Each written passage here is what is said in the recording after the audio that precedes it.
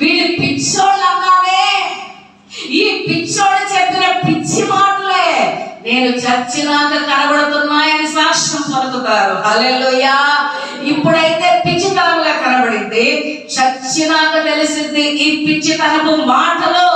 అయ్యో వాళ్ళని హేళన చేస్తానే, అవమానించానే, నేను నమ్మలేదే, విశ్వసించలేదే, వాళ్ళని హింస పెట్టానే అని అప్పుడు తెలిసింది. అందుకే మరణము రాకముందే, అది నిన్ను చేరకముందే, మరణము రాకముందే, అది నిన్ను చేరకముందే, కళ్ళు తెరచుకోనే కలుసుకోనే మిత్రమా. పువ్వు లాంటిది జీవితం రాలిపోతుంది, గడ్డి లాంటిది యవ్వనం వాడిపోతుంది.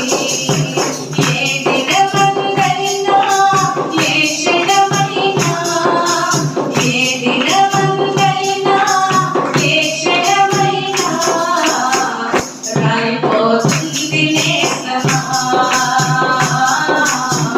వాడిపోతుంది నేస్తమా.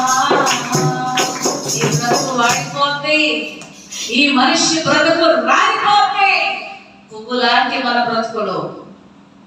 ప్రతి మనిషి బ్రతుకు వాడిపోయే దినం ఉంది, వాడిపోయే రాలిపోయే దినం ఉంది.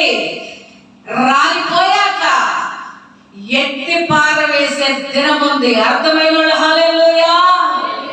వాడిపోయి రాలక ముందే ఏంటి చెప్పండి, వాడిపోయి రాలక ముందే, ఎత్తి పారవేయక ముందే, వాడిపోయి రాలక ముందే, ఎత్తి పారవేయక ముందే, కళ్ళు తెరచుకో